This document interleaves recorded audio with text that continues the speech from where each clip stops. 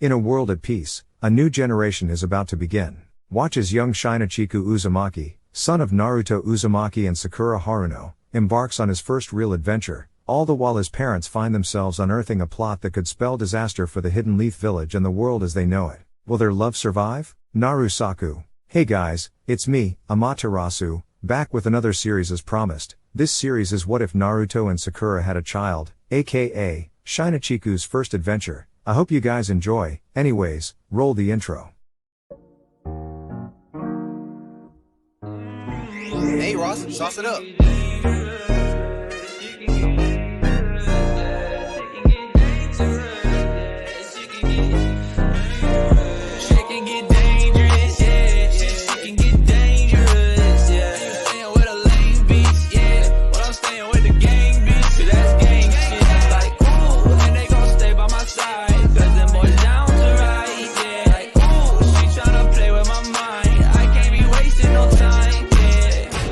Boys, my wheels got in my bag and I got all my feels. I'm getting this paper, I'm stacking a meal. I'm with your hoe in the house on the hills. Yeah. I'ma keep it real, had to sacrifice to try to get my bands up. Shorty wanna fuck with me, she see me on the camera. She said she in love with me, but really I can't stand her. She just want part of this life cause she see me on the ground. Chapter 1. Exposition, Deep within the land of fire there lives a village, a mighty village, a village hidden in the leaves. Its name, Konohagakure. Founded by the great shinobi Hashirama Senju and Madara Uchiha, this mighty village, the most powerful and most highly regarded shinobi village of them all, now enjoys a well-earned time of peace and prosperity. Skyscrapers tower above the iconic Hokage monument. Technology had made advancements and been integrated in ways never seen before, and in the wake of a terrible war has come a new era of love and peace. And it is all thanks to one man. One young ninja who rose from tragedy and rejection, from being labeled a monster by the very village he loves, to now become known throughout the ninja world not only as its newest Hokage, but as the greatest hero of his generation. His name, Naruto Uzumaki, son of Minato Namikaze and Kushina Uzumaki, apprentice of Kakashi Hatake and Lord Jiraiya, Jinchuriki of Kurama, the nine-tailed fox spirit, hero of the 4th Shinobi World War, and now the 7th Hokage of the Konogakure. This young man has been a symbol of courage, perseverance and peace years before his reign ever began.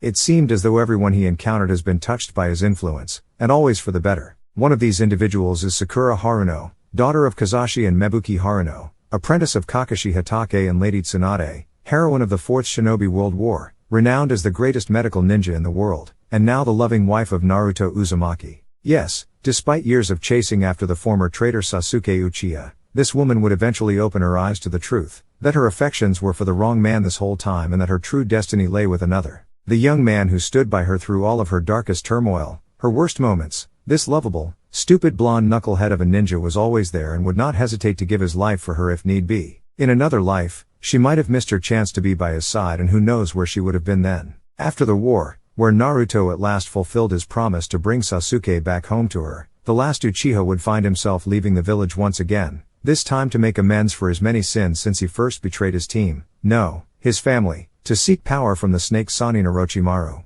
In all due respect, Sasuke should have spent the rest of his life in prison for his many war crimes. The only things that spared him were the role he played in the war and the fact that Naruto vouched for him. Sakura had asked to join Sasuke on his quest, but he refused her. He told her that she needed to find her own path, to look into her heart and find what it was she really wanted, as if telling her up front that her heart never really belonged to him. He had promised her, with a tap to her broad forehead, by now adorned with the strength of 100 seal, that he would return to her, but he did not say when. Sasuke would also part ways with his other teammate, the only brother he had left, Naruto, who returned his old Leaf Village headband as a reminder of their friendship, which Sasuke agreed to keep until they could one day settle things between the two of them. But he also gave his brother one more bit of advice: take good care of her. And quote. Naruto was shocked, maybe even a little embarrassed, but still no other words needed to be said. The Uchiha had given the blonde his blessing. He had stepped aside for both of them to find the happiness they both deserved. Sure, in another life maybe things could have gone another way, but at that Sasuke merely brushed it off. No, he thought to himself, this is for the best. This is how it is meant to be. The next few months were an awkward time for the two teen heroes. Sure, the peace that was achieved was wonderful. Their sensei Kakashi was selected as Lady Tsunade's successor as the 6th Hokage, to which everyone was surprised at how maturely Naruto had accepted it.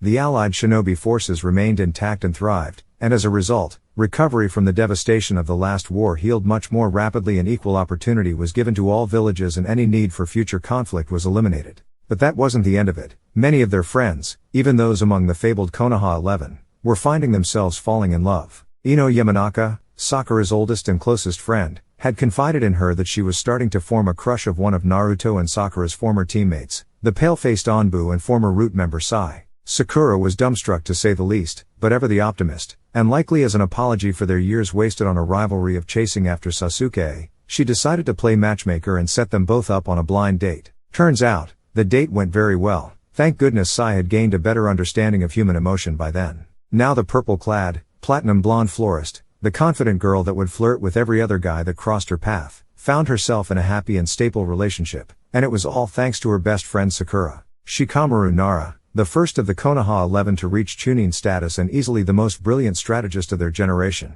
even if he did have the laziness of a sloth, found himself dating Temari, the fan-wielding sister of one of Naruto's closest friends, Gaara, the former Jinchuriki of the Shukaku, the one-tailed beast spirit, and currently the 5th Kazekage of Sunagakuur. When the two of them announced that they were dating, absolutely no one was surprised. It had been pretty obvious from the start that there was an attraction between them and that it was only a matter of time before something finally happened. Gaara and his brother Kankuro might have been concerned at first that their sister had taken an interest in a boy from another village, but since Shikamaru was such a close friend of Naruto's, the Kazekage had no issue with it. Shikamaru always supposed that he owed Naruto a thank you for that, but thanking him in words would have been troublesome. But while Shikamaru's love life may not have surprised anyone, Choji Akimichi, Ino and Shikamaru's former teammate, certainly did when he announced that he was seeing Karu, a kunoichi from Kumagakuur, the village hidden in the land of lightning. None of their friends had any idea how that happened, but apparently they had met in the aftermath of the war and, after talking, really hit it off. It was an unexpected romance to say the least, but they do say that love surprises you. In speaking of surprises, Rock Lee, the ever-energetic taijutsu master and obsessively devoted pupil of Might Guy, had learned to move on from his long-standing crush on Sakura. He never did say what his reason was, but as devoted and youthful as Lee was, he likely saw her relationships with both of her teammates and recognized that he just didn't have a chance.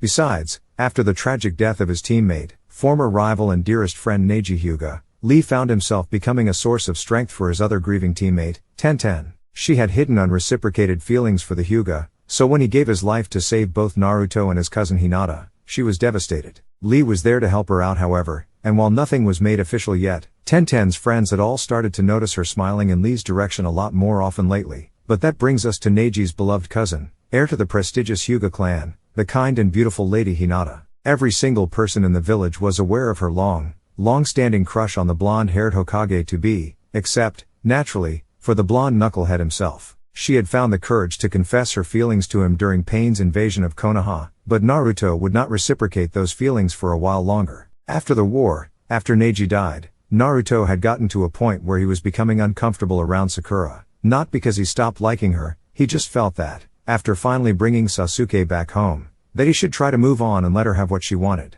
So, he did indeed ask Hinata out for one date, which she quickly accepted. Their night was fun, but there was an unmistakable absence of joy at the heart of it. Hinata was a lot of things, but she has never been stupid. She was always aware of how Naruto felt about Sakura and how Sakura, even if she couldn't see it, felt about him. So when Hinata closed the night talking to Naruto about his feelings and Naruto said that he wanted to break his bonds with her, to move on and let Sakura live her life even if it was without him, Hinata did the unthinkable. She slapped him, hard. This was not the Naruto she had fallen in love with. This was not the boy who never gave up on his dreams. This was not the boy who held an unbridled sense of optimism and joy and courage no matter how bleak the world got. This just wasn't Naruto. And if spending the rest of her life with him meant her having to see him live that lie for the rest of his life, then damn it, she'd much rather just let him go. Sure enough, that was just the motivation that Naruto needed. So after a very energetic hug of friendship to the Hyuga heiress, he recommitted himself to at least speaking with Sakura again. And ironically, when the two of them did eventually get together, Hinata herself was one of their happiest supporters, but she also had the support of her fellow teammate Kiba to thank for that, and Shino too, but for some reason people often tended to overlook him. So Naruto had recommitted himself to getting the girl of his dreams, but what he had no idea about was that Sakura herself was having very similar issues. She constantly thought back to her days at the academy, her days with Team 7, the war, and everything in between. And the more she thought about it, the more she realized something important, something critical, something so terribly and ashamedly obvious that only an immature fangirl completely blinded by infatuation could fail to see it. Sasuke did not love her. He didn't love anyone. He was too blinded by revenge for too long for there to be room in his heart for such a thing as love. For goodness sake, the young man had actively tried to kill her at least 3 times in the past. What sane, self-respecting woman could love a man after that? But that wasn't all. She was also constantly thinking about her other teammate, the blonde idiot who always smiled at her and, in turn, would get her to smile as well. The boy who would stand by her side no matter what she said or did to him. All of which made her cringe with guilt now. The boy who she believed would never amount to anything in his ninja career, especially compared to the raven-haired Uchiha. She had never been so wrong about anything in her life. Naruto Uzumaki was the bravest, strongest, most selfless ninja, person, she had ever known. They'd both been through so much, shared so many emotions, had far more in common than she'd ever realized before. It was funny, back when they were kids she despised the hyperactive boy, and now she couldn't even imagine her life without him in it. Well, scratch that, yes she could. But any time she imagined her life without Naruto it seemed really, really sad. Inner conflicts were had, epiphanies made, and truths accepted. And the next time they crossed paths, something happened that changed both of their lives forever. There was no denying it any longer, from either of them. Sakura Haruno was in love with Naruto Uzumaki, and he with her, but that is a story for another time. Their love was the purest, most passionate and beautiful that their friends and loved ones had ever seen. Once their feelings were out in the open, the two were virtually inseparable. Tsunade and Kakashi were both immensely proud of their students, knowing deep down that they were always meant to be. Sakura's parents were on cloud 9, especially her mother. She had never told her daughter this before, but Kushina had been one of Megumi's closest friends, and she knew that she would have been proud of the two of them finally coming together. Their friends were no less happy for them, even Hinata, but it was Kiba's rude response to their announcement that summed everything up. Well, it's about time you two. Laughter and heavy blushing followed. For about 5 years the two lovers stayed together, until, after a brief but successful 5-year reign, Kakashi chose to step down from the Hokage position and, at last, chose Naruto, his greatest student, as his successor. The day of Naruto's inauguration saw the streets of Konoha packed to the brim with every shinobi and civilian in the village, as well as his closest friends from allied nations, all to see the ninja world's greatest hero fulfill his destiny. Naruto accepted their praise with pride, but not without some sense of irony given how ostracized was only a decade or so prior. The orange-clad Hokage gave the village a speech, one voicing his iconic enthusiasm, but also the extreme gratitude, dignity and authority of a true leader. But that wasn't even the highlight of the evening. After he had been christened into his new job, Naruto made a brief speech to the village about his beloved Sakura, who was standing right next to him on the balcony. He thanked her for everything they had shared and called his years with her the best of his entire life, and then, in front of a crowd of thousands, he got on one knee and took her hand. Then he pulled a small box out from his pocket and opened it,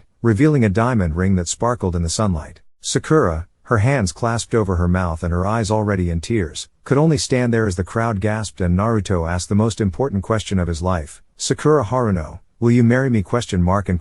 No words were spoken, none were needed, for instead her answer was to clam his lips with her own in the most passionate kiss of either of their lives. The entire village, friends, family, everyone, burst into applause at the newly engaged couple, the 7th Hokage and the pink-haired medical nin, the love of his life. There was a party at their house that night, for by this time the two lovers had moved in together into an unused mansion that Naruto's parents had built. The home wasn't massive, but it was surely amazing. 3 floors, not including the basement level, massive rooms and entryways, large dining room, fully stocked pantry, and no, not entirely with ramen. Sakura made sure of that. A large library, entertainment room, an indoor dojo, spacious outdoor garden, large swimming pool, a hot tub, a bar, even a private hot spring. In other words, the ideal place to invite guests and to host parties for friends. All of the happy couple's friends were invited and everyone had the time of their lives, eating delicious food, getting drunk, except for Lee. Tenten made damn sure of that. Swimming in the pool, Ino couldn't pass up any chance to show off her bikini body, even with Sai there and Naruto now engaged, and congratulating the happy couple.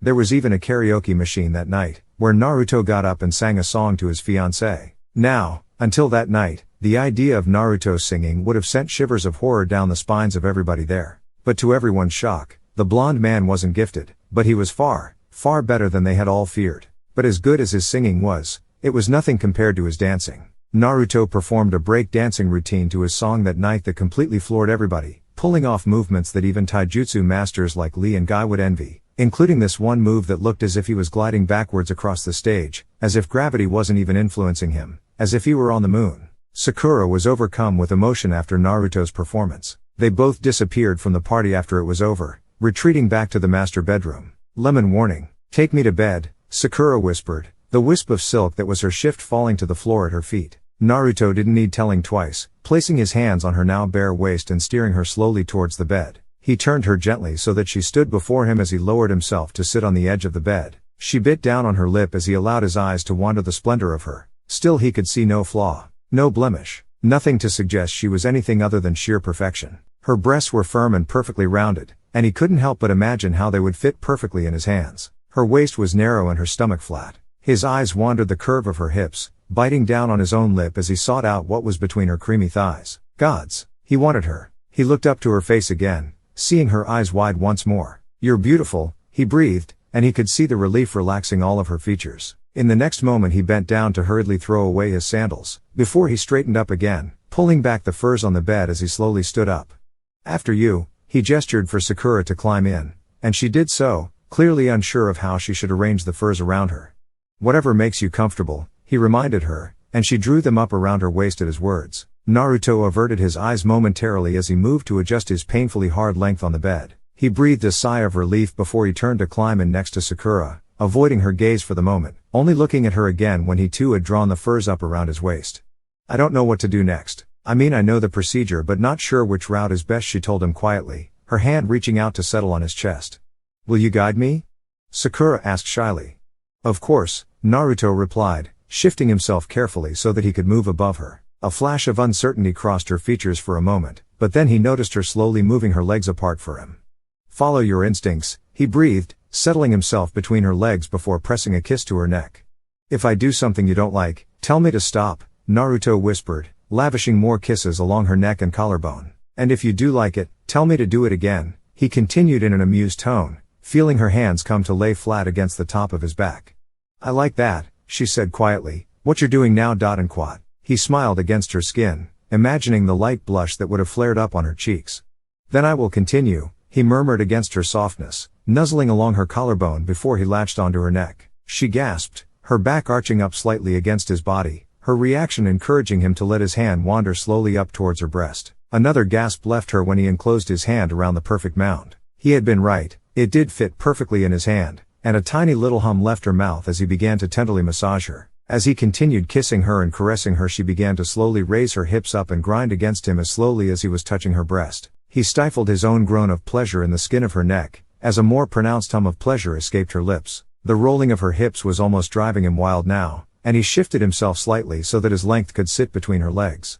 Don't stop, he gasped against her neck as her movements faltered. She obeyed him, continuing to grind herself against him in an agonizingly slow way. Naruto could feel her arousal against his hardness, and he knew that he could not ignore his own desires any longer. Sakura, he panted against her, tensing all his muscles in a bid to keep himself from peaking right there and then. Have me, she gasped in response, I want you to have me, completely ... and quat. Gods, her words alone were the most arousing thing he could imagine. Her consent had him sneaking his other hand beneath the furs to squeeze around her thigh and encourage her leg to come and wrap around his waist. She took his hint, lifting her other leg to do the same. Naruto was positioned right at her entrance now, and he lifted his head up to meet her eyes. They were slightly unfocused, her forehead clammy with sweat and her hair mussed across the pillows. By the gods, she looked stunning. So undone and beautiful. Perfect in her imperfection. He held her eyes as he pushed down, her nails pinching little crescents into his back as he felt himself push through the barrier he was met with. A whimper escaped her, her teeth coming to clamp down on her lower lip once more. I'm sorry, he hissed, forcing himself to still within her, even though the urge to rock himself over and over within her tight warmth was almost overwhelming. Don't stop, she shook her head, her nails ceasing to dig into his back. He obeyed. Against his better judgment he obeyed her, rocking his hips back and forth. She grimaced and he faltered, but again she shook her head. There were tears in her eyes, but still she refused to let him stop, and fool he was, he could do nothing but continue thrusting into her. He knew she was hurting, but she felt so good around him and she was telling him to go on. In the end he had to bury his head in the crook of her neck so he didn't have to see the discomfort etched on her face. It was selfish, he knew, but he couldn't stand knowing that he was causing her pain. He kissed her neck, knowing from her own admission that she liked him to do so. Her fingertips whispered down his back in response, and he arched further into her involuntarily. His movement caused him to rock deeper inside her, and a cry that seemed half pain and half surprise escaped her. He closed his eyes tight shut as he thrust again, forcing himself to keep the pace slow as he felt his release building in him. He would not make Sakura come this time, but he was determined he would show her every pleasure he knew how to elicit on the first chance they could get after tomorrow. He promised himself that as he exploded within her, panting hard and crushing his exhausted body down against her own as he twitched to his end inside her. "I'm sorry," he whispered again, when he had recovered enough breath to speak again. "Don't be." Her hands came to settle in his hair, gently twirling his locks around her fingertips. "Would you let me stay here?" she asked him quietly, unsure if he was ready to sleep by her side. She knew it was ridiculous after they'd just performed the most intimate act a couple could ever perform, but she just had to be sure that she was not violating his need for privacy. Alas, her concerns were totally wrong. "You don't even have to ask. Of course I want you to stay here." He lifted his head up to meet her eyes. "I want you to stay here even when I am not here. I want this bedroom to be ours, Sakura," he told her insistently, and she smiled weakly at him. "Hold me," she whispered, and he shifted himself carefully to separate himself from her once more. He moved to her side and helped her settle herself across his chest, nestling her head under his chin and stroking one of his hands soothingly through her hair. Many things were uncertain even after their wedding and their challenges were just about to begin.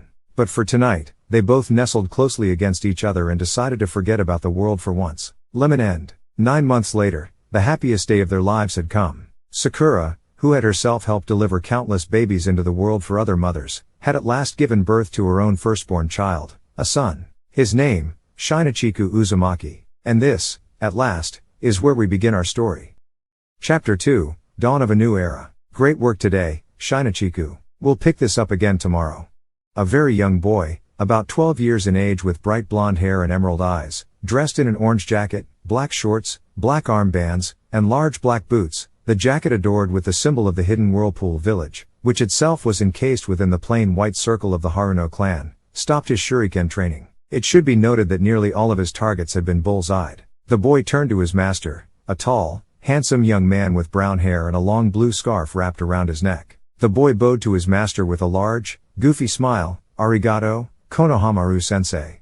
Konohamaru could not help but chuckle at Shinichiku's endearment. Ever since he made Jonin several years ago, he knew right away that he wanted this boy to be a student. It was only right. He himself was his father's first pupil, even if most of what the current Hokage had taught him were stupid, perverted jutsu that only worked on male shinobi that seriously needed to get laid. But that didn't matter. To Konohamaru, Naruto Uzumaki was the big brother that he never had, the one person who, as a child, didn't immediately treat him with the same overindulgence of respect that everyone else did. Honorable grandson they called him. Geez. As a boy he was desperate not to be acknowledged that way, so he got it into his head that if he could just, one day, defeat his grandfather, the third Hokage, in a surprise attack, it would somehow forge his own identity. Thank God Naruto was there too, quite literally, beat some sense into the brat. He didn't care whose grandson he was. Disrespect like that should not be tolerated, especially to family. Konohamaru was attracted to that attitude, so he pestered Naruto into taking him on as a student, not caring that the blonde had only graduated from the academy and made Jinan the day before. This was the beginning of a friendship that would define the rest of Konohamaru's life, for it was Naruto, his Ni-chan, that taught him that there were no shortcuts to becoming Hokage, or to anything in life for that matter, only hard work and perseverance. He never got to become Naruto's official apprentice. Naruto was far too young to have a Jinan squad of his own by the time Konohamaru graduated, but Naruto always saw the boy as his first true pupil, and he was always grateful for that, and Naruto could not have recommended anyone better to train his son.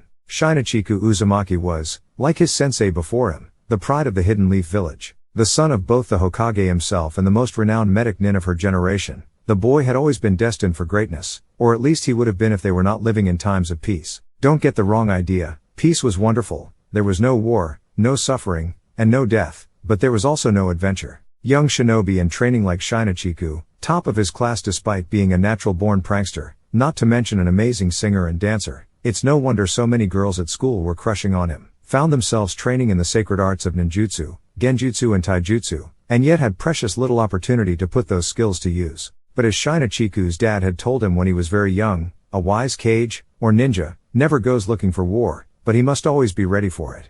And so the boy kept training, partly because of what his dad had told him that day, and also because of something else he said once. "My son, someday this village will say of you what they said about me and your grandpa. They will say, my boy, someday you will be just like your dad, the bravest and strongest shinobi in the world.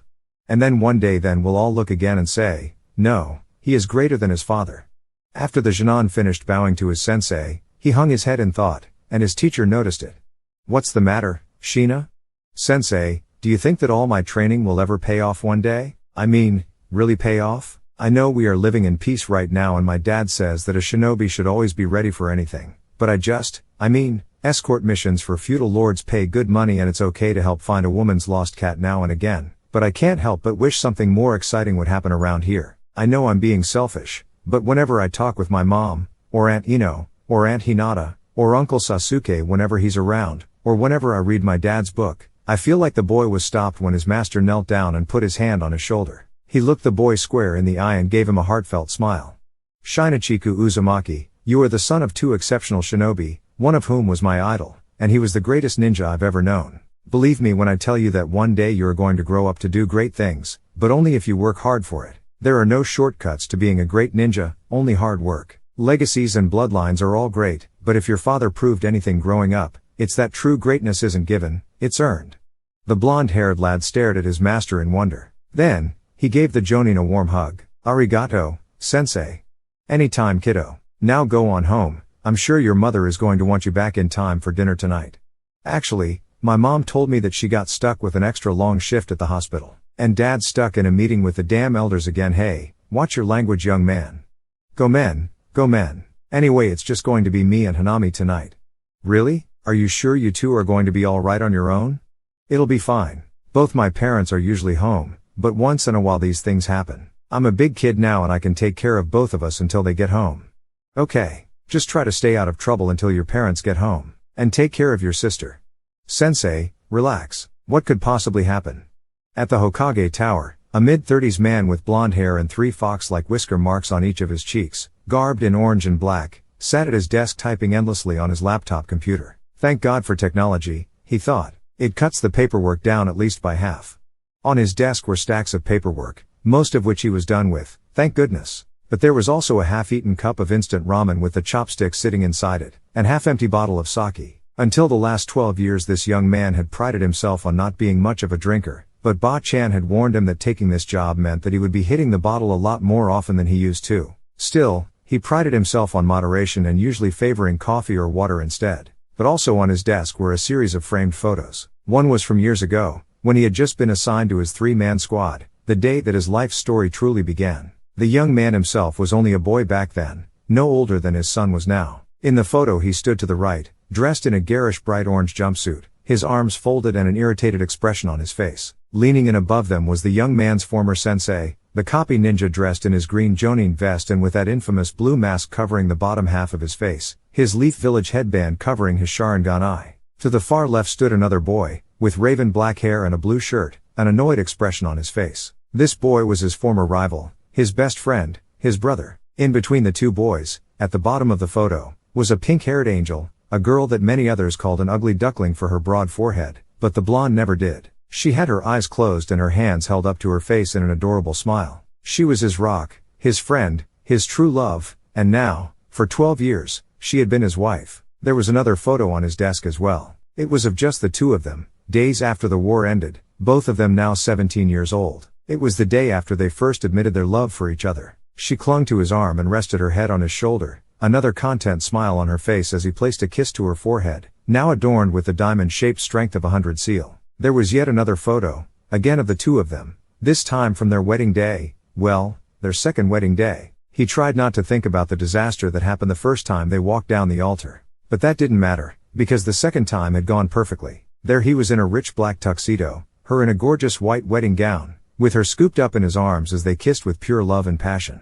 There was a fourth photo, this time of the two of them plus a third person, a baby with blonde hair like his father's and his mother's green eyes. The proud parents were smiling to the camera as their baby laughed an adorable giggle. A fifth photo sat right next to it. In this one, the little boy was about 5 years old and full of excitement as his mother held another child in her arms, a girl with her pink hair and her father's blue eyes. These pictures, his life story, were what really kept him going through work every day, which is why he felt so bad that he had to leave the kids home alone tonight. Yes, he trusted his son to take care of himself and his sister, but what parent is proud of having to leave their kids home alone? Hell, he was fully prepared to ask one of his friends to babysit, but Shinachiku insisted that he could handle it, and, hey, the kid was 12 for goodness sake.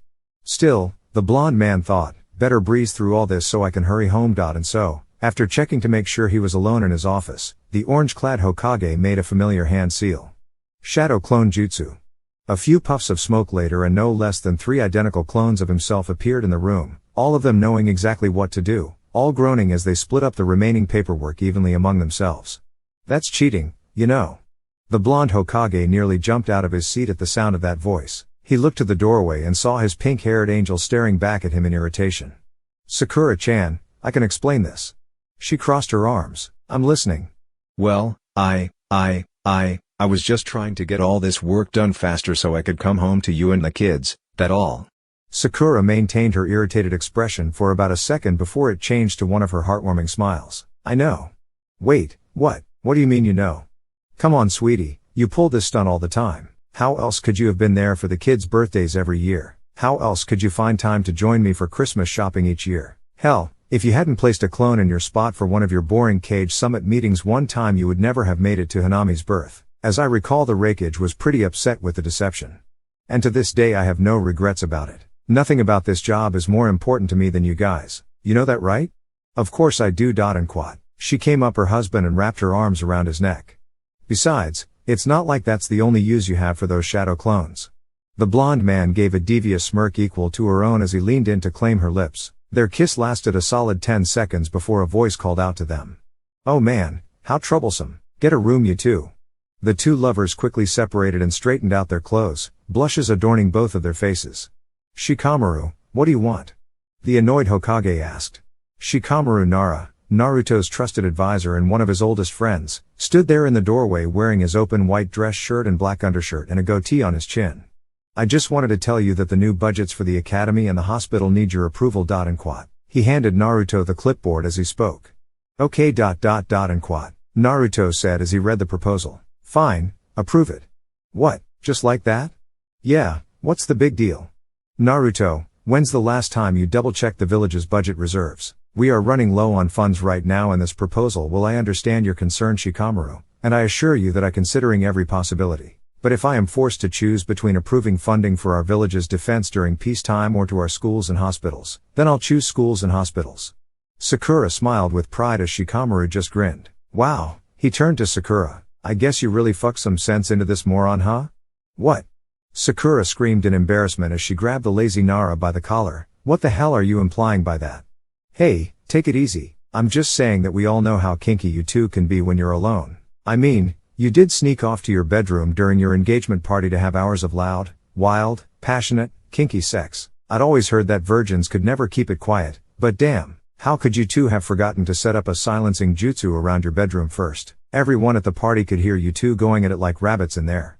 Now both of them were fuming with embarrassment. It was true. During the 5 years they had been dating, Naruto and Sakura had always found ways to relieve their sexual frustrations, especially after moving into his parents' mansion, but they both agreed that there would be no sex until they were married. Well, 5 years is a long time to wait, and after Naruto proposed to her in front of the whole village and after he sang that song to her at the party, neither of them could take the waiting anymore. They spent the entire night together, letting out all of their deepest desires, passions, and perversions during their first time, which, thanks to Naruto's inhuman stamina, lasted a very, very, very long time for the pink-haired vixen. They were both so desperate for each other that it never once entered their minds that they forgot to put a silencing jutsu around the room and that their friends downstairs might hear them. But hear them they did, for Sakura proved to be very, vocal, during her first time. All of their friends, particularly the women, were either embarrassed, or turned on, or both, at what they were hearing. Some of the couples even got themselves some action of their own after they left the party. Some of their most perverted friends even tried to peek in on them, but unfortunately for them the two lovers did at least remember to lock the bedroom door. The following morning both of them were on cloud 9 when they woke up together, but as soon as they went outside everyone on the street was laughing at the newly engaged couple, and when Ino spilled the beans on what happened, it was the single most embarrassing moment of Sakura's life, but curiously, it did send a lot of single women looking in Naruto's direction too. Shikamaru turned to his Hokage with a sly smirk. You know, a lot of the guys always wondered how come you never put that scene in your book. You might have sold twice as many copies because I swore that if he did, he'd never be able to have kids again, that's why. Shikamaru took the hint and left it at that. Okay, whatever. Geez, so troublesome. See you later lovebirds. He gave them a lazy wave as he left the room. Sakura needed to calm down. She had negotiated with one of her coworkers to take over the remainder of her shift so she could go home early to see her husband and her kids, not to be reminded yet again of how public they had made their first time, the night their son was conceived. Oh yeah, they forgot to use a contraceptive jutsu too. Hell, Ino had blackmailed her too many times already for all the juicy details that weren't explained by all her moaning and yelling that night. God, I need a drink. She grabbed the bottle of sake off of Naruto's desk and drowned a few good chugs. Naruto just looked at her for a moment. What? It's rude to stare at people you know. Nothing, it's just. Just what? It just that, with that famous temper of yours, and the way you say you know, for a second there. And quat. He couldn't finish the sentence for a moment. What? Sakura was really getting impatient now. You reminded me of my mother. And quat. Naruto blushed at this confession. All of the irritation Sakura had before vanished the moment she heard this. Sakura had never gotten the chance to meet Kushina, but after she and Naruto started dating, her mother told her stories about their rivalry turned friendship and about how much they both had in common. She'd even said that the two of them would talk after Sakura was born about how cool it would be if their kids got together. Then when Naruto's book came out, she read the story about her and Minato, and about what really happened the night Naruto was born. It was a story of hardship, loneliness, being strong in the face of bullies, something Sakura greatly respected, and true love, becoming a mother, tragedy, and legacy from mother to son all in one story. I was the most beautiful, romantic, and saddest thing she had ever read, and she found herself in tears by the end of it, and nearly everyone who reviewed the book felt the same way. Never before had Sakura held so much respect for someone she'd never met. I wish I'd known her.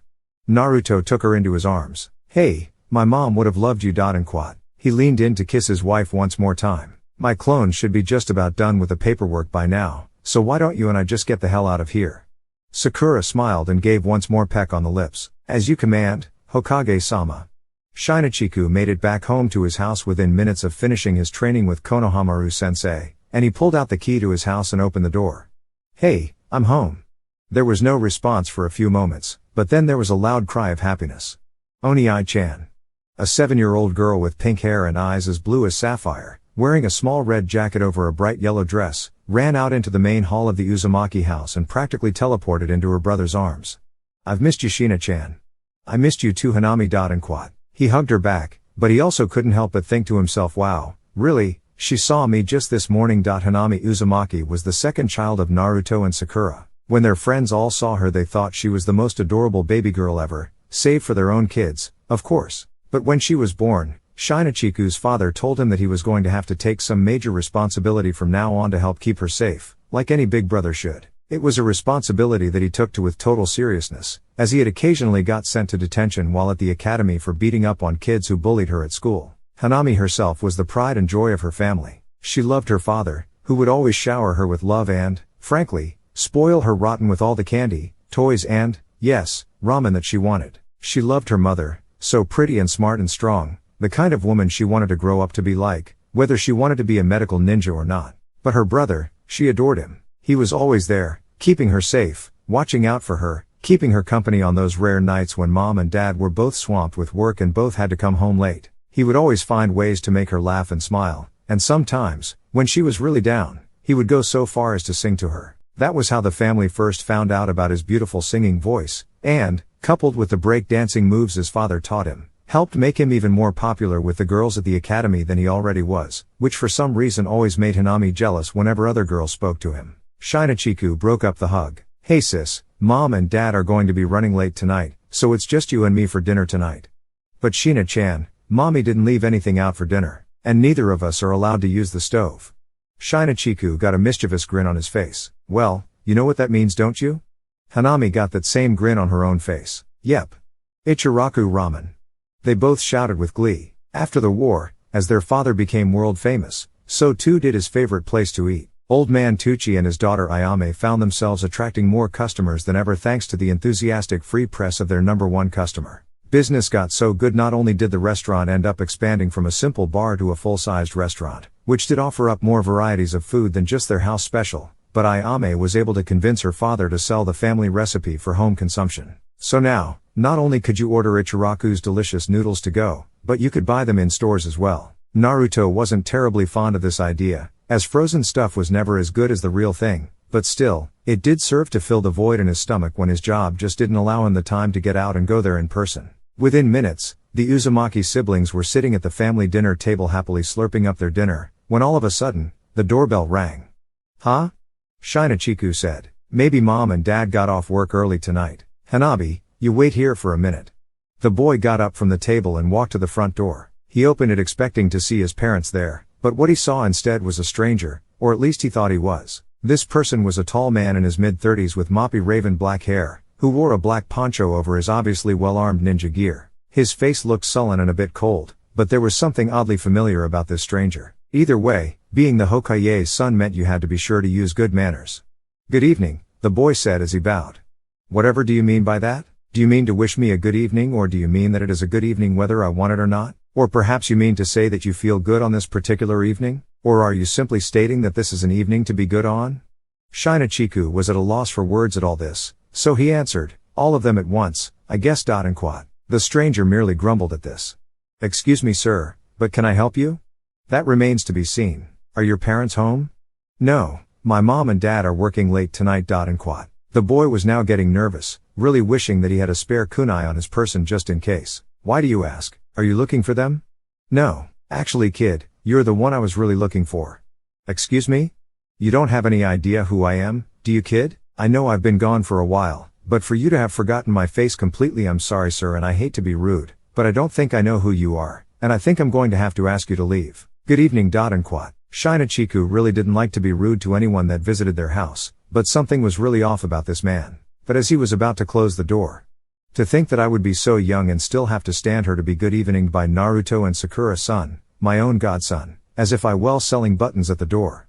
Shinachiku stopped dead in his tracks and couldn't resist opening the door again. I beg your pardon? Only 12 years old and already you've changed since last we met, and I'm not entirely sure it was for the better, Shinachiku Uzumaki. Excuse me sir, but do I know you? Well, you know my name, even though you apparently don't remember I belong to it. I am your mom and dad's closest friend and teammate. I am the last survivor of the Uchiha clan. I'm your uncle Sasuke, and I am looking for someone who wants to share in an adventure. And quote. Chapter 3, An Unexpected Reunion. Your uncle Sasuke? That's what I just said, isn't it? Shinachiku was at a loss for words. I'm sorry, I just haven't seen you since I was a kid. You still are a kid. A little kid. The Uchiha grinned. It's okay Shina. It's great to see you again. Hold on a minute, how do I know you're really my godfather and not just some rogue ninja using a transformation jutsu? Tell me something about my parents that only he would know.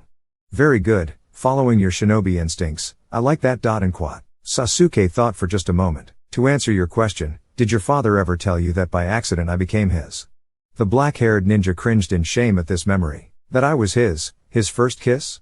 The boy could only stare blankly at the tall man for a moment. Okay, I believe you. Really, just like that? Yeah, my dad never put that in his book, but the Uncle Sasuke I know would never make up something like that unless it was true. Thanks, I guess. At this point the boy put on a warm smile. It's good to have you home Uncle Sasuke. It's good to be home kid. Shinachiku was tempted to give his godfather a warm hug, but even now there was something not totally comfortable about the situation. So instead he settled for extending his hand. Unfortunately, he had put out his left hand and only then remembered that Sasuke had lost his left arm at the end of the war. After an awkward realization, the boy quickly pulled out his right hand instead, to which Sasuke was able to shake with his only remaining hand. So, can I come in now, or are there any more proof of identity questions I have to pass first? Oh right, sorry. Come in. And quote. The boy then called out to inside the house. Hanami, please come here, we've got a visitor. The pink-haired girl came into the front room and her face lit up at the sight of their guest. Uncle Sasuke. The girl leapt at her godfather who embraced her in a one-armed hug. Well, it's good to see that at least one of you kids remembers me. And quote. Shinachiku blushed and pouted at that remark, but then he remembered something. Hey, Uncle Sasuke, what did you mean when you said something about an adventure?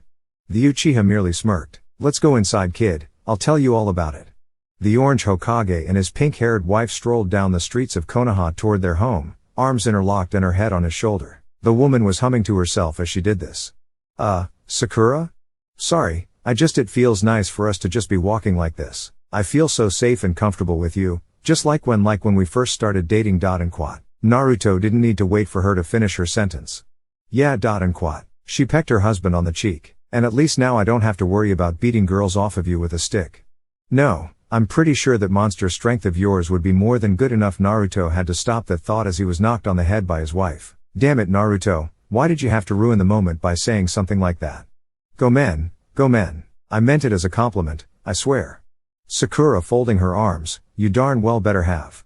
But then the women turned back and saw her soulmate rubbing the newly formed bump on his head. Oh gosh, I'm sorry about that. I guess my temper got carried away again. Naruto merely brushed it off with one of his signature goofy grins and lighthearted chuckles. Hey, don't fret, I got used to your temper a long time ago.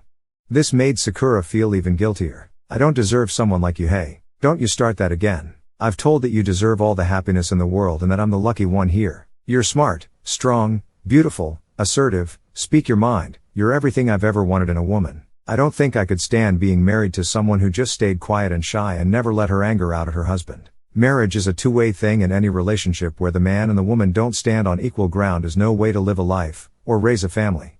Wow, that was surprisingly profound of you, Naruto. I guess 12 years in the Hokage's chair really has given you a lot more wisdom.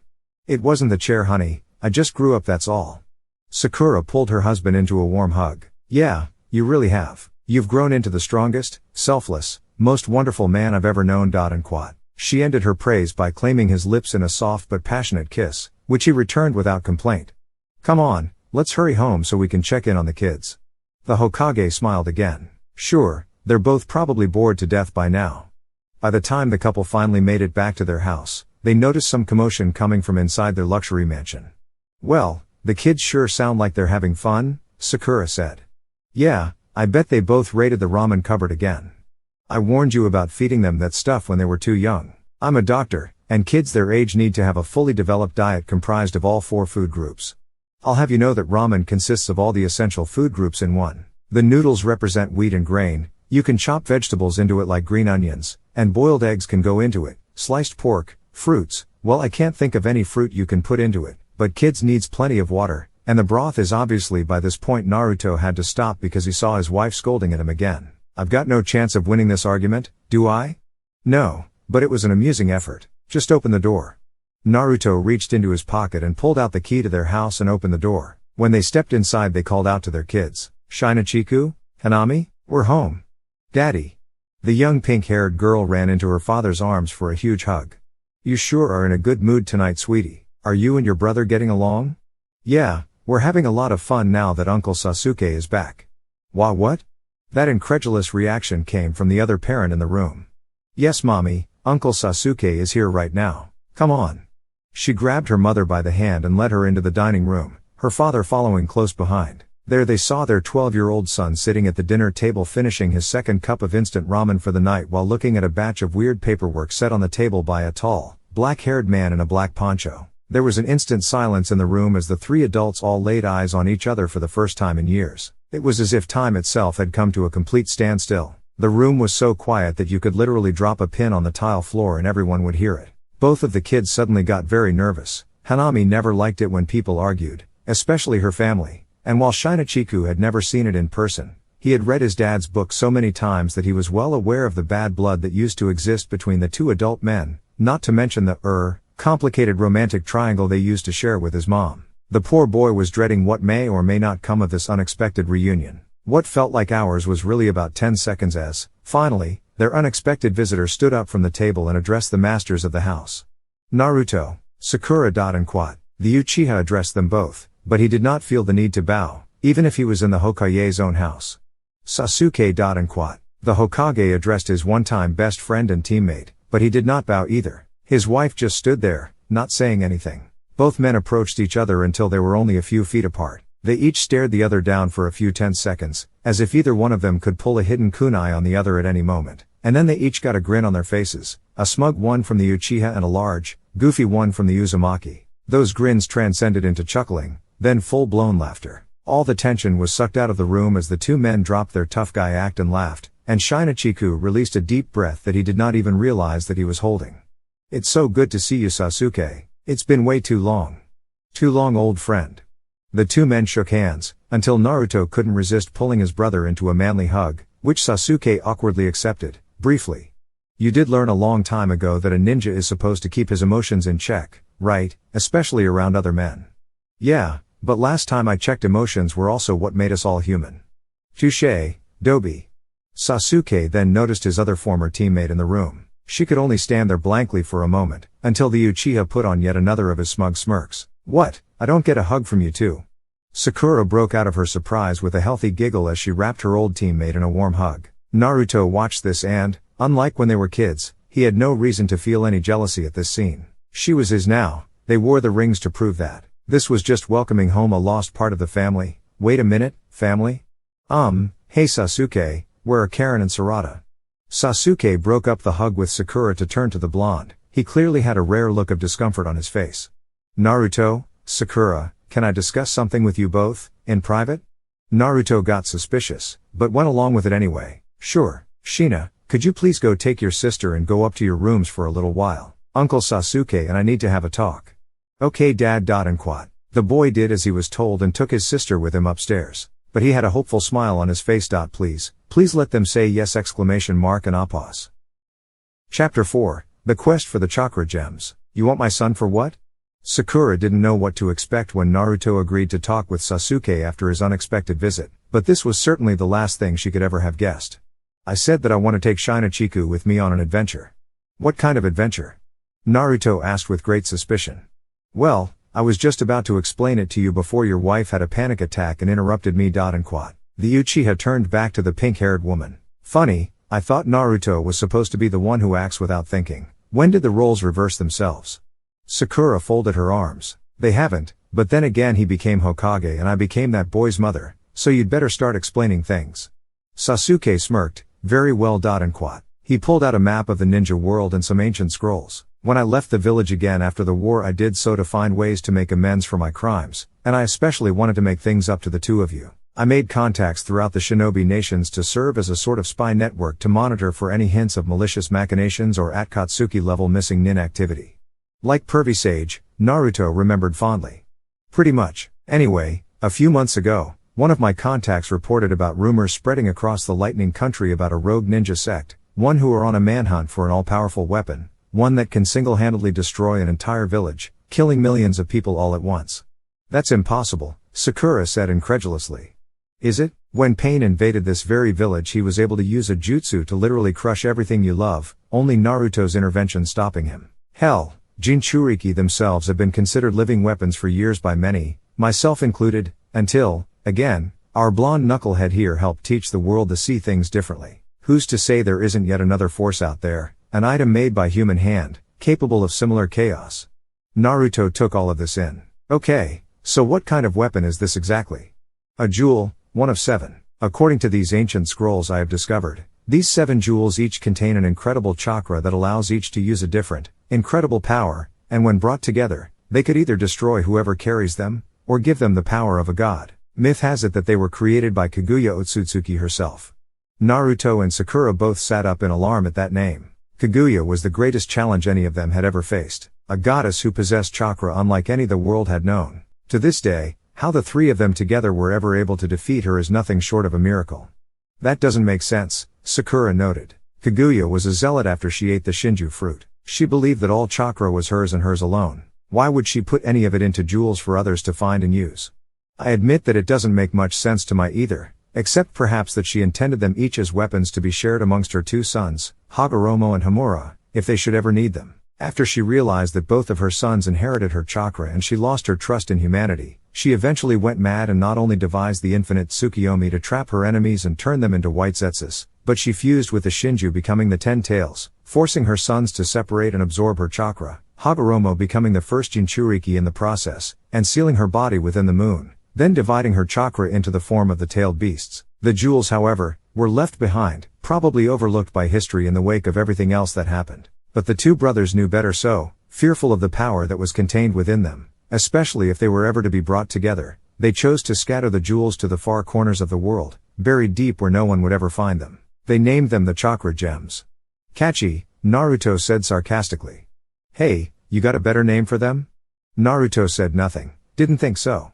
But now Sakura needed to interject. But how come we are only finding out about this now? The Sage of 6 Paths spoke to both of you and never once did he say anything about these Chakra Gems or whatever they are.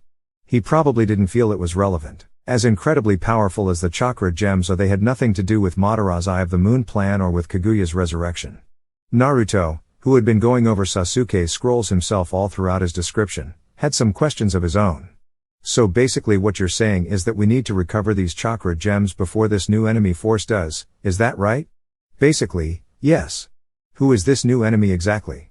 Sasuke zoned out at that latest question. He did not want to divulge this part to the happy couple for reasons that were entirely his own. He could still remember it clearly even today. It is 12 years before the present day, and Naruto Uzumaki, recently appointed 7th Hokage of the village hidden in the leaves, is about to fulfill the second of his two greatest dreams. He is about to get married to the love of his life. For 22 years he has dreamed of this moment, and the 5 years they had been together had been the happiest of his entire life. He has Sakura's love, he has his dream job, he has his best friend back, and he has the love and admiration of the village that had once deemed him a monster. But best of all, in just a few months he is going to be a father. Yes, after the long and passion-filled night they shared the day he proposed to her, Sakura had become pregnant with Naruto's child. When Tsunade first told Sakura the news, she was terrified, not for herself, but for what Naruto was going to say. He had just proposed marriage to her and taken the Hokage position weeks before. Their lives were already changing so fast. Was this really the best time to burden him with news of a baby? Well,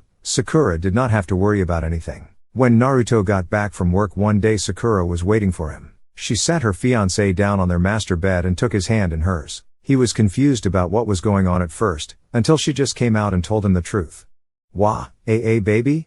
Yep, I''m ... and quat. Sakura suddenly got this smile filled with feminine pride, as if a great truth had suddenly washed over her. I'm gonna be a mother, you know. Naruto was still left dumbstruck. And I'm gonna be a father. I'm gonna be a mother, you know. A goofy grin started to form on the blonde man's face. And I'm gonna be a father.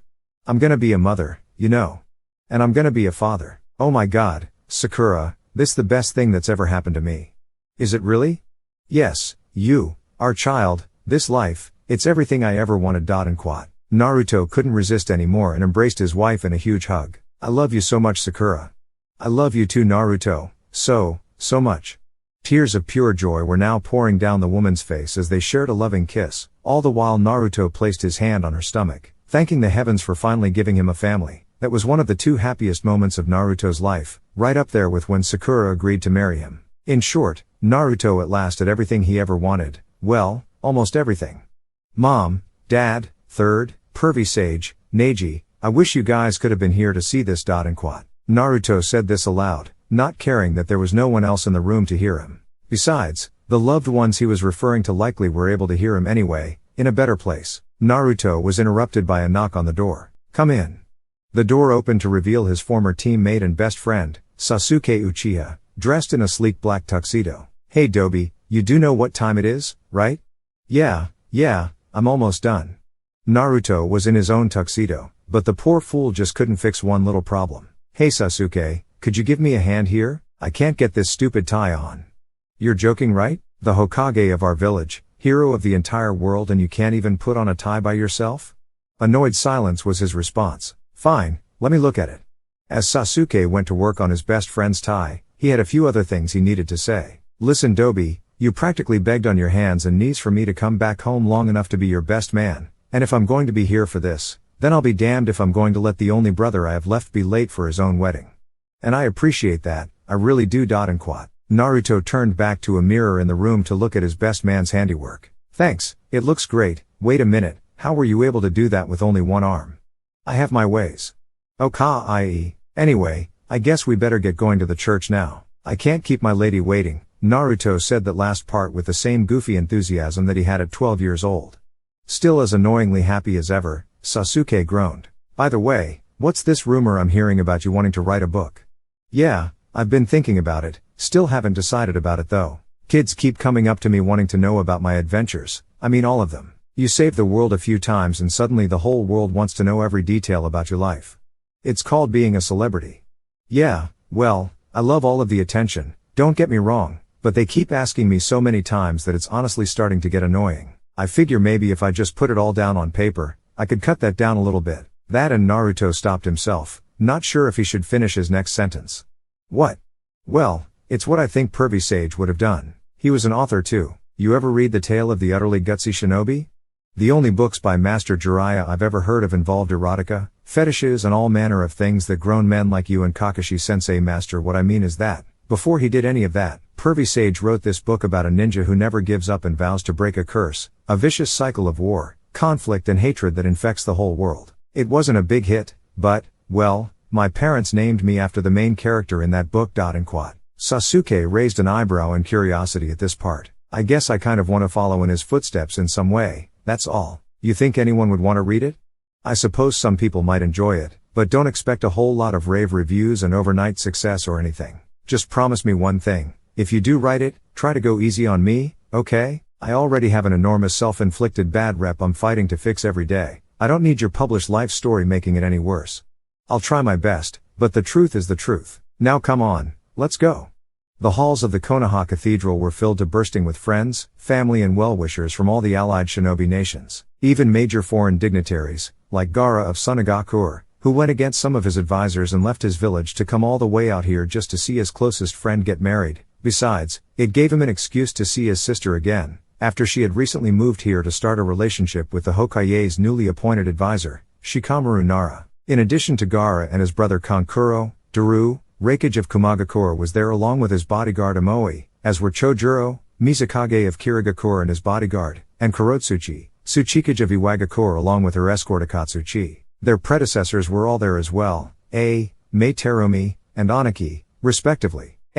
Of course, brought his brother Killer Bee with him as well. But most important of all, both of Naruto and Sakura's successors, Lady Tsunade and their former sensei, Kakashi Hatake, were among the most important guests there, both of them proud beyond words to see both of their students finally come together. All of Naruto and Sakura's closest friends were there. In fact, several of them were involved in the ceremony itself. Shikamaru and Kiba were serving as groomsmen, with Sasuke as the best man. Hinata and Tenten were serving as bridesmaids, with Ino as the maid of honor. Sakura was initially hesitant to ask Hinata to be involved, fearing how incredibly awkward it would surely be for her, but to her surprise the Hyuga heiress insisted on it, saying that today was all about her and Naruto's future, not about whatever lingering feelings she may or may not have for the Hokage. The rest of their friends, Choji, Shino, Lee and Sai were all there as front row guests, as were Konohamaru, Moegi, Udon, and even Naruto's distant cousin Karen, and all of their friends, whether they were on stage or not, invited their respective clans to this event. Their Jonin senseis were all there as well, including Kurenai Yuhi and her daughter Mirai Sarutobi, and the ever-youthful Might Guy, now tragically retired and bound to a wheelchair due to an injury sustained during the war. And of course, Iruka Umino was right there in the front row to support his favorite student on his big day. Even some of their civilian friends encountered during their adventures, such as Inari and his family were there. Naruto was about to sweat bullets when the organ began playing and the large double doors opened up. Here comes the bride bellowed through the halls as Kazashi Haruno escorted an angel down the hallway. This angel was wearing an absolutely stunning white gown. Naruto was rendered speechless as she approached the end of the hallway, Kazashi having some very brief words with his future son-in-law. Take good care of her kiddo. I promise I will, Dad. With that the father of the bride took his seat next to his already crying wife, Mebuki. Dearly beloved, we are gathered here today to bear witness to the union of this man and this woman in the bonds of holy matrimony. The priest went on his usual prepared speech and, with all due respect to him, the two lovers were hardly paying attention, both of them far too caught up in each other, until the time came for them to exchange their vows. Once that was done, it was time for the grand finale. Naruto Uzumaki, do you take this woman to be your lawfully wedded wife, to love and to cherish, in sickness and in health, as long as you both shall live?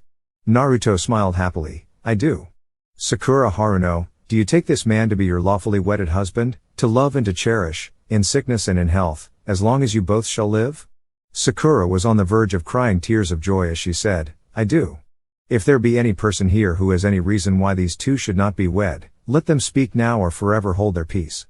And that's when they saw it. Out of the back of the crowd a stranger garbed in black, including a black mask covering the lower half of his face, came out with a large kunai hidden on his person where even the Anbu could not find it, and threw the weapon with incredible skill at the bride. Naruto, sensing the danger immediately, acted instinctively and used his father's signature technique, the Flying Thunder God, to teleport him and his bride to the other end of the cathedral. As Hokage he needed to be prepared for anything, and so thank goodness he went ahead and planted a hidden Flying Thunder God kunai just in case something were to happen. Sakura could hardly register any of it though. She was still too dazed from the sudden turn of events to even process everything yet, save for an ever-growing feeling of sadness and heartbreak. The assassin was in the midst of making his escape and was proving to be an incredibly gifted combatant. Like Lee and Guy, he had no apparent ninjutsu or genjutsu, so he relied on taijutsu alone, and he was giving even Lee a damn good run for his money. The assassin fought off him and most of the Konoha 11, none of whom were pulling punches or had any interest in playing fair at the moment.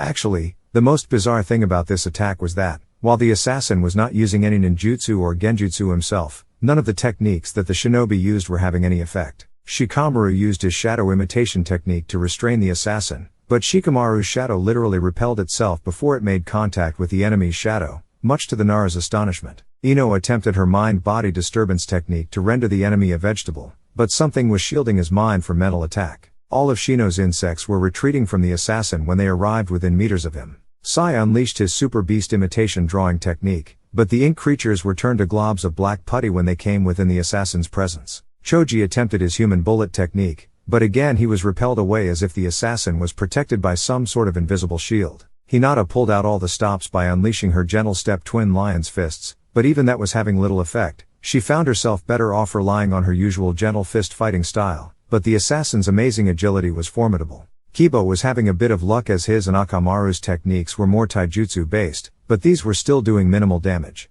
Who the hell is this guy? Kiba shouted. Fight now, questions later. Quat. Shino responded. How is he repelling all of other techniques like this? Ino questioned. Shikamaru was the one to answer her. I don't know, but damn, this is a drag. He's got to have some kind of ninjutsu shield or something. It's the only explanation. Even the wedding guests joined in on the action. Gaara was prepared to use his sand coffin technique to literally crush this imposture into dust, only resisting for concern that his sand might be repelled like all the rest. Tamari used her fan to blow the enemy into submission, but he was able to hold his ground throughout it. Kankuro brought one puppet with him to the wedding just in case, Karasu. He at one point looked like he had the assassin in his sights, but the enemy destroyed all of the puppet's arms, and severed Kankuro's chakra threads, leaving the puppet effectively useless. The seniors and sensais all stepped in as well, even if they had figured out by now that their jutsu weren't going to have much effect. Kakashi did attempt to use his Mangekyo Sharingan, but the enemy, once again, had immunity to genjutsu, even one of that power. This is ridiculous. What the hell are we supposed to do? It was Sasuke, of all people, asking this question. I've got one idea, Naruto said. You help out while the bride and groom handle it. It's obvious that neither your Chidori or my Rasengan are going to work, so Sasuke, I want you to use your fireball jutsu as a distraction, while I use an army of shadow clones to pin him down. And Sakura Naruto had to stop as he turned to his bride. She was in a state of shock, already in tears as she appeared frozen, oblivious to the chaos that transpired around her. All she could see was the church in shambles, the guests either fighting or fleeing in panic, the realization that both she and the love of her life were nearly killed at the altar. Sakura. The pink-haired bride was broken out of her shock by her fiancé's yell. What? Honey, I need you to focus. Sasuke and I are going to need your help to take this guy down.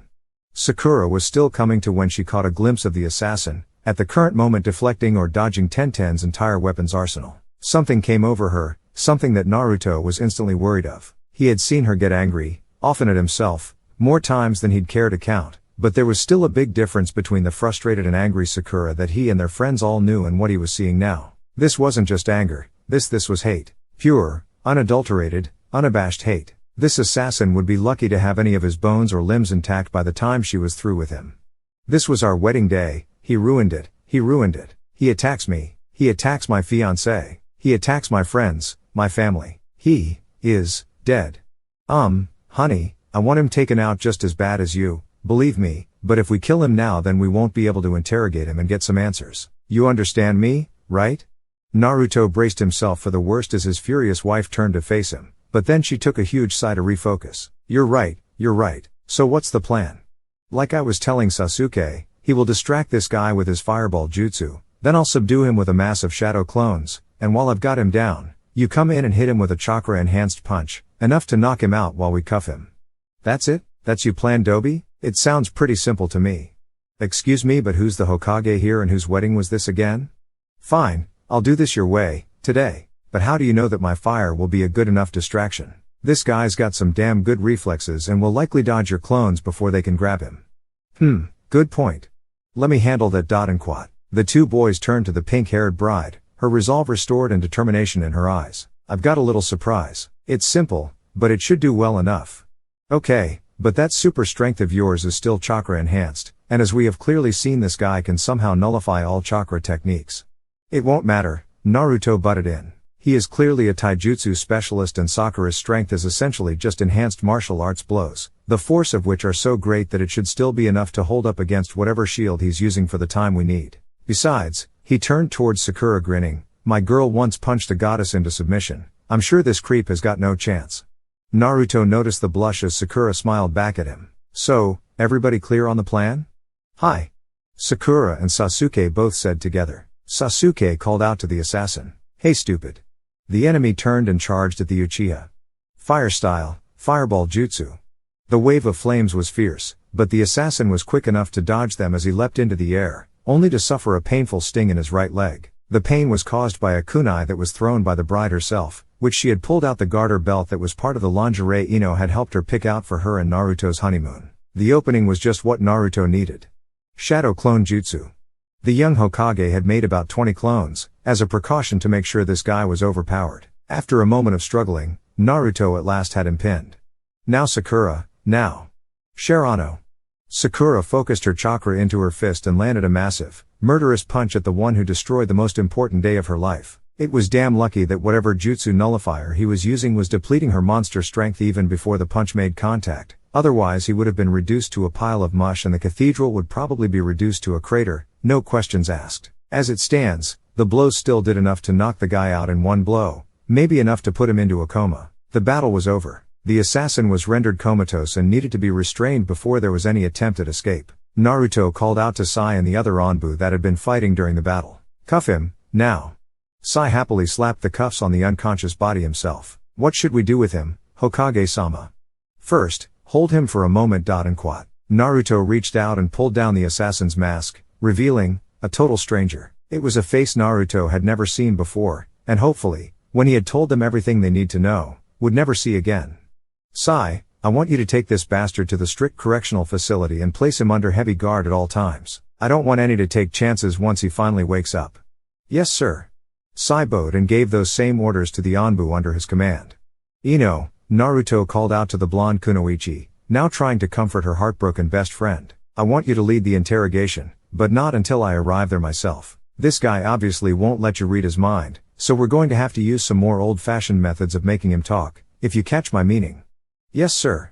Ino answered with confidence. She usually wasn't much for this sort of thing, but this guy just destroyed her best friend's wedding day, so be damned if she wasn't going to give him hell for it. But why wait, won't you be going right now? In a minute, right now my place is with the woman I love. Ino smiled warmly as she left to join her boyfriend Sai and the Onbu escort to the prison. A lot of their friends decided to tag along as well, wanting to hear an explanation for all of this madness themselves. Naruto had taken a seat next to his bride, taking her hand in his. She looked up at him as he gave her one of his warm, comforting smiles, the ones that always lit up even her darkest moments. She couldn't hold back anymore, she fell into his arms and cried her eyes out. Naruto didn't hesitate to wrap his arms around her, whispering soft words of comfort to her as she let it all out. She soon felt better and gave Naruto one last warm hug, followed by a passionate kiss. Naruto then put his hand on her still flat stomach. It's okay Naruto, he's safe. Thank God for that, I couldn't bear to have lost either of you. And you never will. I love you Naruto. I love you too Sakura. The two lovers kissed one more time, but when they broke apart she noticed a slight blush on his face. What's wrong? Oh, it's nothing, don't worry about it Sakura. No, really, what are you thinking about? It's not the appropriate time Naruto. I was just how come you had a kunai hidden under your wedding dress? Oh, well Lady Tsunade taught me that a true kunoichi is always prepared for anything. And I had no other place to store weapons, and after we got engaged Ino dragged me with her to pick out something special for our honeymoon. Sakura was feeling embarrassed up until now, when suddenly a playful deviousness kicked in out of nowhere. Why, does the thought of me hiding weapons in my underwear bother you, Hokage-sama? Actually, I think it pretty say hey Kazashi. Mebuki.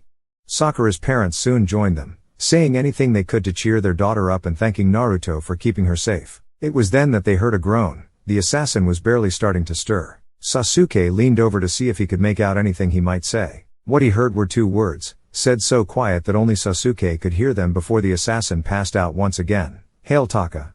Sasuke had a blank look on his face upon hearing this, neither a look of confirmation nor of surprise, but a look that let a sharp-eyed observer know that many thoughts were on his mind. Naruto called out, "Sasuke, what did he say?" Sasuke paused only for an instant. He didn't say anything, just some jumbled up rubbish I couldn't make out. We'll have to wait until the interrogation to get more out of him. Okay, let's get to work healing the wounded and getting this bastard into his prison cell. Everybody did as they were ordered, but Sasuke never noticed that at least one of Naruto's closest friends, his advisor Shikamaru Nara, was eyeing the Uchiha with suspicion. "Sasuke, are you alright? What? I asked you if you knew who this new enemy was, the ones looking for these chakra gem thingies?" "No, I'm afraid the identity of the ones responsible remains unknown at this time." Naruto only nodded his head at this, but also suspicious that his best friend knew something he didn't want to admit also. "I still don't understand," Sakura interrupted. "Why do you need to take Shinachiku with you on this mission?" And quote. Sasuke pointed to the map he had brought with him. "Through my connections in the other shinobi nations I was able to come across this map to one of the chakra gems, or at least where it is rumored to be buried." "And where is that?" Sasuke turned to Naruto. "In the remains of the hidden whirlpool village." Sakura let out a gasp while Naruto was lost in thought. The hidden whirlpool village, the name alone referred to a place he had never been, yet also felt so connected to. The hidden whirlpool village? Sakura turned to her husband. "Isn't that yes, Sakura, that was the village where my mother was born. It was her home before they brought her here to become Kurama's second Jinchuriki." "Yes, Naruto, we've all read about it in your book. And as you know, the Uzumaki clan of the Hidden Edi village was longtime allies of the Hidden Leaf village, renowned for their expertise in sealing jutsu. In fact, Lady Mito, the first Jinchuriki of the Nine Tails, was also the first Hokage's wife. What you did not know is that long ago the Uzumaki clan came into possession of one of the chakra gems and used their jutsu to seal it away somewhere in the village, or rather, whatever remains of the village today. Quote. Sasuke noticed the look on Naruto's face after that last remark. "I'm sorry, I didn't mean any offense, it's okay. When I was training with Octopops to control Kurama, I had to look inside myself, and when I did, I met my mother for the first and only time." "Yeah, I know. You put it in your hey, don't interrupt him," Sakura retorted. "Sorry. Anyway," Naruto continued, "Mom didn't have much time with me, I know, but she never told me anything about a chakra gem hidden in her old village." Sasuke was silent only for a moment. "I could be that she never knew about it. The chakra gems have been described to me as objects of unfathomable power, as entailed beast level, so it's not hard to imagine that once the gem was sealed the clan took a vow of silence about it. That or she might have withheld it from you. Watch it, Sasuke. I'm only saying that there are a lot of reasons why she didn't, or couldn't, have told you. But now that you've mentioned Kushina, that brings me to why I'm here. And quote.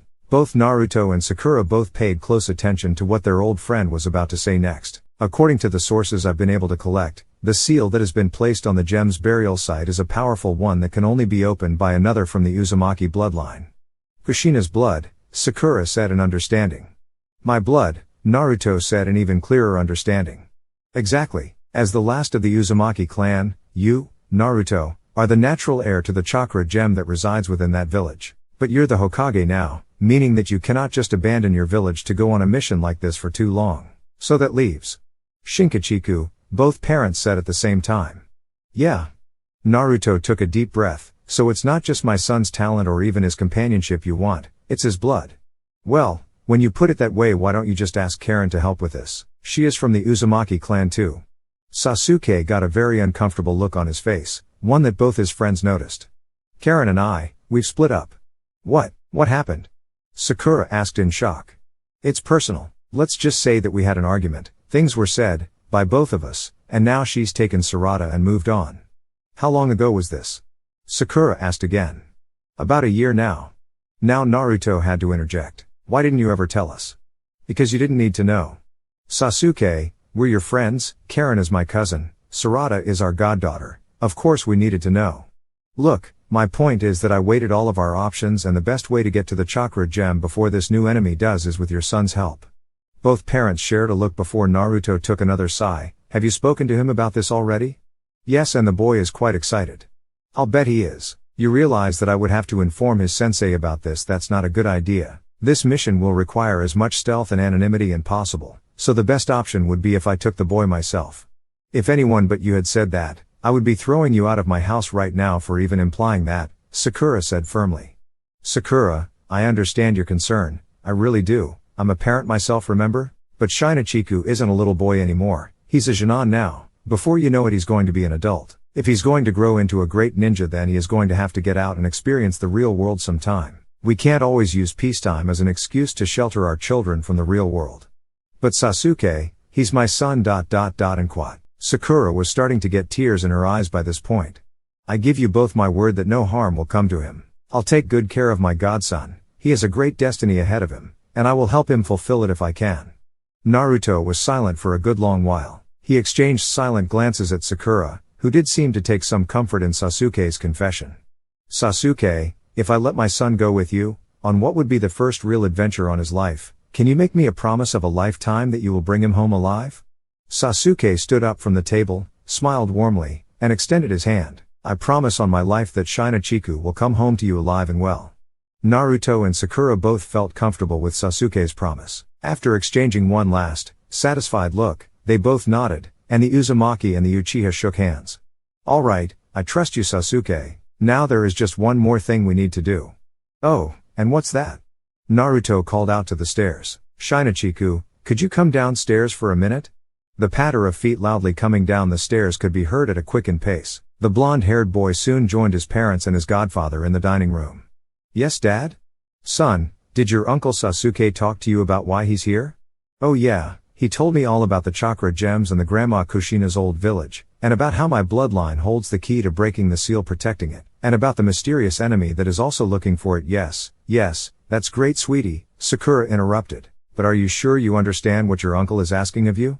Yeah Mom, I know it's going to be dangerous. I know I'm a bit inexperienced, but if this enemy gets their hands on the gem, any of the gems, it could be a disaster for the whole world. But more than that, I want this. Every time I read Dad's book or train with Konohamaru-sensei or speak with Kakashi-sensei or Lady Tsunade, I'm so amazed at what wonderful ninja they are and I always wish I could have adventures like that. I know you guys love me and that you're both worried about my safety, but Mom, Dad, I want to do this, more than anything. And I promise never to give up or give in no matter what's out there, to never go back on my word, and when it's over, to come back home alive, because that's my ninja way.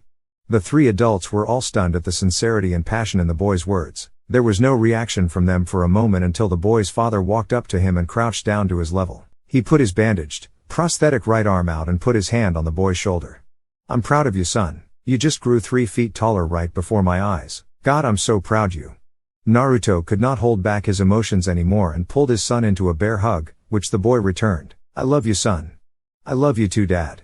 Sakura couldn't hold back the tears of joy as she ran up to her family and joined them in a loving embrace. Sasuke just stood there looking at the family as memories of what happened the day of the parents' first wedding day flashed through his mind. Sasuke, Naruto's voice snapped him out of his train of thought. I'll need to sort things out tomorrow with Konohamaru and the elders, so how about we agree to see you two off in 2 days? Okay, that sounds like a plan to me. You know, Sakura interjected, if you need a place to stay until then, you're always welcome in our home. Thank you guys, but that won't be necessary. I can find a hotel to crash at for a couple nights. Besides, I wouldn't be able to get any sleep with your legendary bedroom antics going on all night. Sasuke, Sakura shouted in embarrassment, desperately trying to cover her son's ears so he could not hear what was already said. And hey, the kid was 12 years old. It's not like he didn't know something about the birds and the bees by now anyway. Naruto just awkwardly scratched the back of his head with his prosthetic hand. Sorry, just having some fun. Well, I guess I'd better get going. Thanks again you guys for all of this. Shinachiku, I'll see you in 2 days. I hope you're prepared for the adventure that awaits you kid. The boy's face beamed with excitement as his godfather closed the door behind him. Oh man, the boy thought to himself, this is gonna be awesome ! And apos. Well, it seems like we've come to the end of part 1 of What If Naruto and Sakura Had a Child. Anyways, I hope all of you have a wonderful day/night. Bye.